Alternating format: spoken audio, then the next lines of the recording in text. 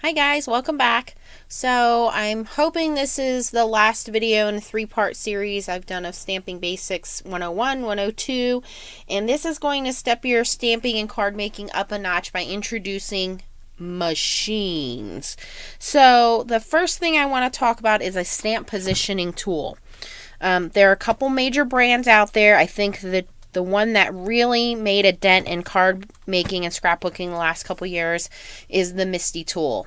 And it stands for Most Incredible Stamping Tool Invented, MISTI. Okay, so the original one that came out was this one. As you can see, is a little larger, and then they came out with a mini one, and they also have a huge one if you're into scrapbooking. And then Tim Holtz came out with his, which is a little bit less expensive. They work about the same. So you have a magnetic base, and then in the MISTI, so this is magnetic, and then you can put a little piece of foam in there if you're going to be using clear stamps. If you're going to be using rubber stamps, red rubber stamps, you're going to take that clear piece, your foam out. And then I have a little laminated piece of paper here that I can stamp on. And then, of course, you have your various magnets. These magnets are very tight. They will pinch your fingers, which is why you will see a lot of scrapbookers and card makers put washi tape around them so it is easier to slide them apart. They will break if you let them slam together as well. So you want to keep them apart. And it's the same premise with the bigger one and the Tim Holtz one. So what I like about the Tim Holtz one is that this lid comes off, you lift it up, and then you can turn it over, and there is one side that says clear for when you're using your clear stamps, and then the other side says rubber when you're using your red rubber stamps, and all you do is flip the lid. So there's no extra foam piece to pull out.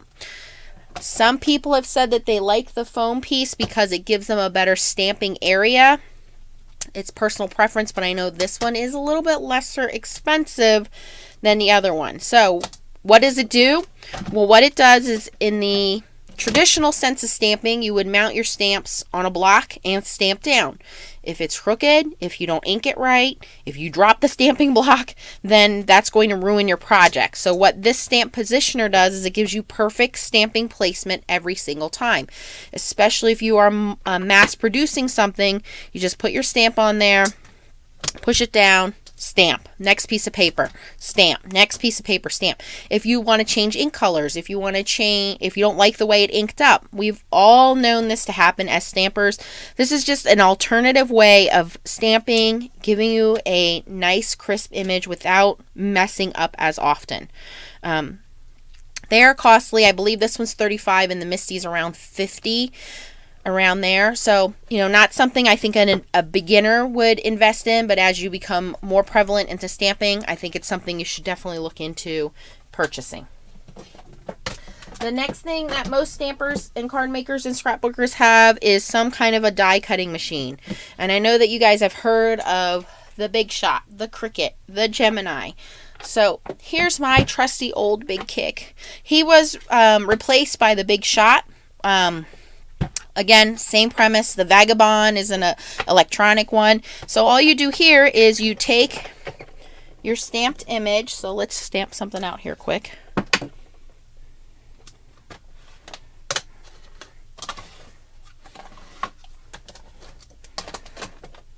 And I'm just going to use a stamping block and stamp this little camel quick. This is from the newest Hero Art stamp kit. Monthly kit.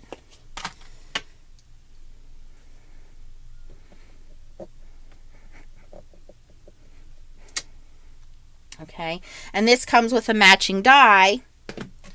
So as a beginner stamper, you would take your sharp scissors and you would start to fussy cut or cut around the edges of this design to put it on your card, right? Well, as you advance in your stamping and your card making, you want to buy what are called dies. And dies are these little metal shapes which are designed to match your stamped image and cut it out for you. And if you're someone like me who hates fussy cutting, you love dies. And you just take a little piece of your Post-it tape, which I showed in the second video, or you can use a magnetic platform, again, getting more advanced into die cutting here.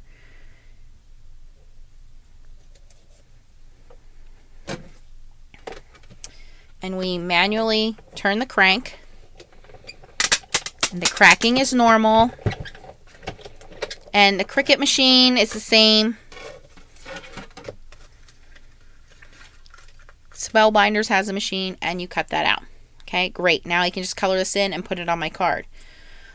Well, now these machines have advanced even more so that they are electronic. So there's an electronic Big Shot. There is an electronic Vagabond. I have invested in the Gemini Junior as mine because it is a little smaller than those are. Someone had asked me how much this weighs. I think it's around 5 pounds. It's not extremely heavy. It stays put on the desk very well. It's not something that I'd want to move every time I'm doing die cutting. I do have it set up on a little like filing cabinet desk next to my desk, so it's very easy for me to use it without having to move it around. But again, its basic idea is the same. You're going to use this for die cutting and for embossing, not heat embossing, dry embossing, or embossing folders, which I'll show you next. So here I've stamped that image again.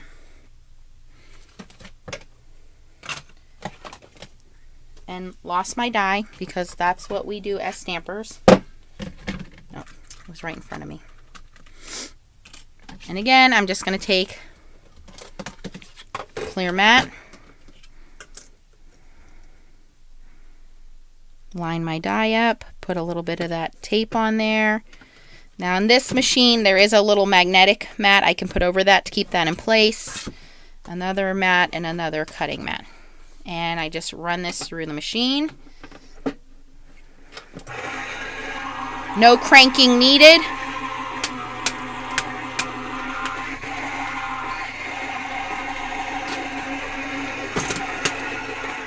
And again, the cracking is normal.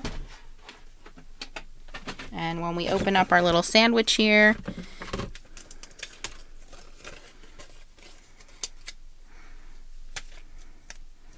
there is our little camel. So one was cut with a Big Shot machine, and one was cut with a Gemini machine. Exactly the same stamp, exactly the same die. It's just a matter of if you have dexterity problems and you want to use a mechanical machine or electric machine instead of a mechanical machine. Price wise, I would say the mechanical Big Shot is somewhere around $100. The one that you have to crank, sorry. The electric one is I got mine on HSN for $179, but I would say you're going to look at investing around $200 if you're looking at an electronic one. Okay, and then the other thing that these guys do is what's called embossing with embossing folders. So what embossing folders are, exactly as they say, this is a folder which is going to impress this design onto this paper. So we're just going to put our paper in the folder, and these come in different designs, different sizes, many different manufacturers. You usually have to open up your sandwich the correct setting, depending on your machine. And again, the Cricut machine, the Big Shot, the Gemini, they all do these, the Spellbinders. And as you crank it through,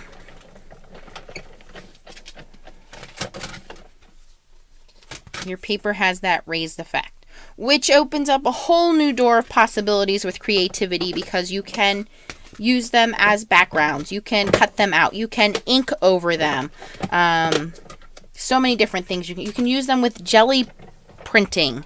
So many different possibilities when you start using embossing folders. So die cutting embossing folders, I would say, would advance your stamping even more. The third thing, which I'm not going to show you guys, would be using a Silhouette or a Cricut machine. I do have a Silhouette machine. What it will do, Same thing with like the Brother scan and cut machine. There's so many different computerized options out there. Is you can print the stamps out from your computer. Yes, there are printable stamps, and if you don't want to do the inking, there's digital scrapbooking available. But one of the other things that you could do, just to give you an example why you'd want to buy those machines, I can make vinyl decals with my machine. I can make signs with my machine. I can make stencils with my machine and do painting with them. If I did not have a die for a stamp, so example is if this were stamped out, let's say I'd stamped 10 of these and I wanted to have them all cut out. Well, instead of cutting each one at a time, you can run this through the Brother scan and cut machine, which I do not have, and it will actually trace the image and then go through and cut it for you. If you have a computer printed design, they're called digital stamps, you can run that through the machine and cut it. My silhouette machine, I can scan this into the computer, the silhouette will trace around it and cut it. So that's what those electronic machines do. That's a whole different world when you start getting into those things. Again, just another option with advancing your stamping. The last thing I would say, which really is becoming popular over the last year and advancing, there's two actually. One is doing foiling, which I've done plenty of videos in the past. You can go back and check my YouTube channel for foiling, different things you can do with foiling, and copic coloring. I am not great with copic coloring. The first thing you would do is stamp your image with Memento Tuxedo black ink. This is not going to bleed when you're using Copics to color it. And there are a couple different marker companies out there. Just to show you guys the two that I have. Actually, I have three. Well, actually, I think I have four. Excuse me, I bumped the camera there. All right, so these are all of the different companies out there that provide alcohol-based markers. And again, just think fancy Sharpies, because that's what they are. So the first one is Stampin' Up! Now, this is an old one. Originally, when Stampin' Up! Came out with these, there was a problem with the manufacturer, so they only had them for a limited time and they stopped producing them. From what I understand, they have come back out and they have a fine nib and a brush nib. Okay. Close to My Heart has a brand called the Shinhan Art Touch Twin Marker. They have a fine nib and a broad nib. Okay. And then the two most popular ones I think on the market for card makers are the Copics or Copic Chows. They look like this. So these are the regular Copic markers. And then these are the Chows. And these come with a brush nib and a broad nib. On the regular Copic sketch markers, the Chows come with, again, that broad nib or the brush nib. Now, from what I understand, there are more colors available if you go with the Copic sketch marker. There's more colors available, and this is a larger marker, so you're going to have a little more ink available. The Copic Chows are a little bit less expensive. There's not as many colors in the Copic Chows. But a little more closer to a cheaper price point if you're just looking to start out. So I have a lot of Copic Chows. I do not have a lot of the Copic Sketch, which would be the full size. And then the other option are these Spectrum Noir alcohol markers, which come in a pack that I found, 7-pack for $7 or $8, 6 or 7 markers, sorry. And they come in different color families. So you get like neutrals, blues, purples, reds, and so on. I think you can also purchase these markers individually, the Copics. I'm not sure about the Spectrum Noir ones, but they're all great markers. And again, just depending on what kind of paper you're using, you want to make sure that you're stamping with the Memento ink so that this doesn't bleed. And all you would do is just take your markers, and I always try to swatch it out on the side to make sure I like it. Color in. I like to start with the lightest color first and then move my way up into adding the next darker color. as a shadow. And then going back in with that lighter color and kind of blending it out. Once again, I am not an artist. There are some beautiful artists out there that do coloring.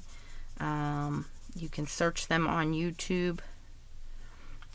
And it just blends beautifully. And again, it depends on the ink that you're using, the paper you're using, how this is going to work out for you. So that would be, once you master Copic marker coloring, I would say you are a master artist, because these people just make these cards beautiful, and that's something I strive to do a little better in with my card making.